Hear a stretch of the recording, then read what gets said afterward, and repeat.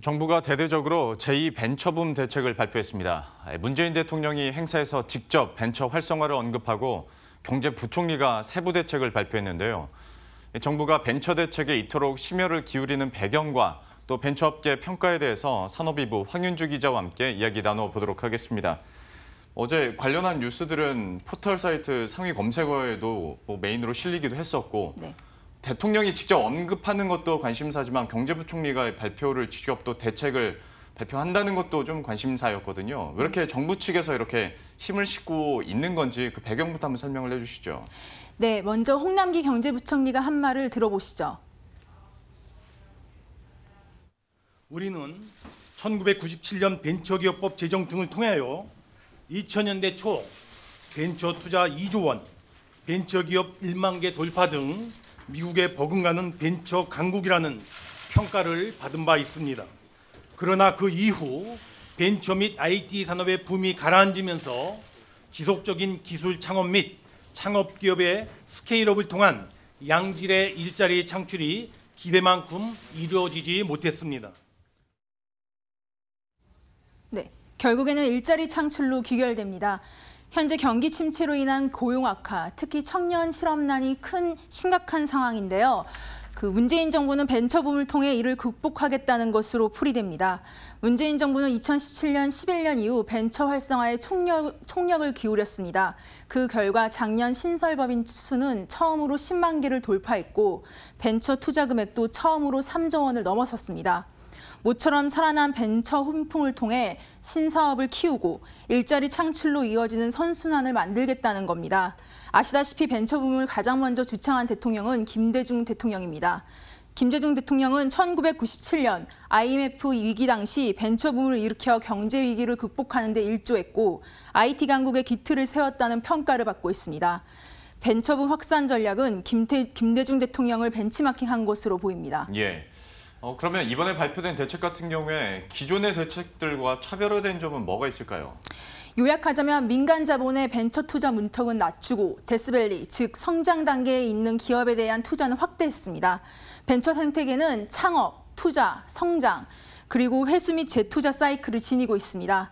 기존에는 정부 지원책이 창업에 집중됐습니다. 하지만 이번에는 그 이후 단계, 투자와 성장 단계에 크게 집중했다는 데 의미가 있습니다. 문재인 대통령은 올 들어 벤처 스타트업계와 만남만 5번 가졌는데요.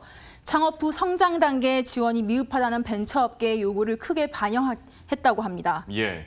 한번 순서대로 구체적으로 이야기 한번 해보죠. 창업과 관련해서는 어떤 신산업 분야에 대한 창업 활성화를 강조했었는데 구체적으로 어떤 내용들이 나왔습니까? 네, 일단 신산업 분야란 바이오 헬스, 핀테크, AI와 ICT를 말합니다. 특히 ICT 분야의 창업 지원책이 눈길을 끌었는데요. 올해 하반기부터 퓨처 유니콘 50이란 프로그램이 시작됩니다. 5년에서 10년 이내에 유니콘 기업으로 성장 가능한 혁신 ICT 기업을 발굴해서 집중 육성하는 프로그램입니다. 지능형 로봇이나 첨단 소재 분야에서 성장성이 높은 기업에 사업화라든지 아니면 연구개발비 총 7억 원을 지원하는 건데요. 올해부터 매년 50개 내외로 공모 선발해서 집중 육성한다는 계획입니다. 아시다시피 유니콘 기업이란 기업 가치가 1조 원 이상인 기업을 의미합니다. 우리나라에는 쿠팡, 배달의 민족, 토스, 옐로모바일, 메디힐, 크래프톤 등 6개인데요. 정부는 퓨처 유니콘 50 프로그램을 통해 현재 6개인 유니콘 기업을 2022년까지 20개로 늘리겠다는 겁니다. 이번에는 그러면 차등 의결권 도입도 한번 얘기해 보도록 하겠습니다. 이거는 정치권에서도 서로 좀 반대와 찬성 입장이 있었고 지금까지는 정부나 여당에서는 반대를 했었고 야당인 자유한국당에서는 도입을 하자 얘기를 했었는데 이번 대책에는 포함이 됐지 않습니까? 네. 좀 어떻게 된 상황인지 한번 설명을 해주시겠어요? 네, 결론부터 말하자면 벤처업계의 요구사항이었고 정부가 이를 받아들인 겁니다. 상법상 1주 1의결권 원칙에 위배되다 보니 정부도 도입의 조건을 달았습니다. 먼저 비상장 벤처기업에 한해 주주들이 동의하고 상속 증여가 불가능한 일신 전속성을 전제로 할 대로 선을 그었습니다. 창업 후 기업 가치가 1조 원 이상의 유니콘 기업이 될 때까지 경영권을 보호하자는 취지에서 제도 도입을 허용한 겁니다. 예. 그리고 그 투자와 관련해서 또 한 가지 볼 게 그 비상장 기업 투자 전문 회사도 도입하기로 했지 않습니까? 네. 이것도 한번 정리를 해볼까요? 네, 이 역시 벤처업계에 손을 들어준 겁니다. 사실 제도 도입은 일찍부터 논의가 되고 있었던 상태였습니다. 그동안 BDC 운용 주체를 증권사나 자산운용사로 제한해서 벤처업계가 크게 반발했는데요. 이번에 금융당국이 집합투자업인가를 부여해서 벤처캐피탈도 독자적으로 BDC 운용을 할 수 있도록 허가한 겁니다. 예.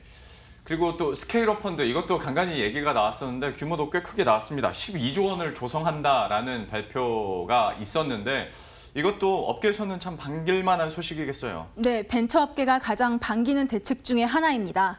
따로 홍남기 경제부총리가 펀드 조성 목적을 설명했는데요. 한번 들어보시죠. 벤처기업에 해당되는 모든 기업들이 이 성장 단계에서 자금 지원을 받을 수 있도록 소위 그 죽음의 계곡을 잘 지나갈 수 있도록 하는 것이 1차적인 목적이고요. 3년이 지난 기업들은 상품성이 큰 기술을 보유해도 사업화시키지 못하면 현금 흐름이 악화되면서 도산을 하게 됩니다. 이제 이런 기업들 데스밸리라고 부르게 되는데요. 정부가 이 기업들을 적극적으로 지원하기로 한 겁니다. 사실 벤처기업들도 이 단계의 지원이 필요하다고 요구를 했었고 그런 점에서 이 성장 단계의 자금 지원 방안이 마련됐다는 점이 의미 있다고 볼 수 있습니다. 예. 마지막으로 업계 평가도 한번 들어보죠. 좀 어떻습니까? 네, 당연히 벤처업계는 환영하고 있습니다. 이번 대책에는 차등 의결권 등 벤처업계가 요구한 12개 과제가 반영됐습니다. 그래서인지 벤처기업협회는 정부가 벤처업계에 대한 지속적인 관심을 가지고 선순환 벤처 생태계 조성을 위한 정책을 제시한 것이 업계에서도 고무적으로 평가한다고 입장문을 냈습니다. 하지만 쓴소리도 나와 눈길을 끌고 있습니다. 국내 벤처기업인 1세대로 꼽히는 이재용 소카 대표는 페이스북을 통해 유니콘 기업인 우버, 에어비앤비, 리프트, 디디추싱, 그랩은 다 하는 공유 승차, 공유 숙박이 한국에서는 불법이거나 제한적으로밖에 할 수 없다. 어떻게 제2의 벤처붐을 만들겠다는 것인지 모르겠다며 정부가 규제 개혁에 좀 더 집중해줬으면 좋겠다고 적었습니다. 승차 공유 문제를 해결하지 못하고 있는 정부를 겨냥한 건데요. 벤처붐 전략에 공을 들인 정부가 깊이 새길 만한 충고입니다. 지금까지 황윤주 기자와 함께했습니다. 잘 들었습니다. 감사합니다.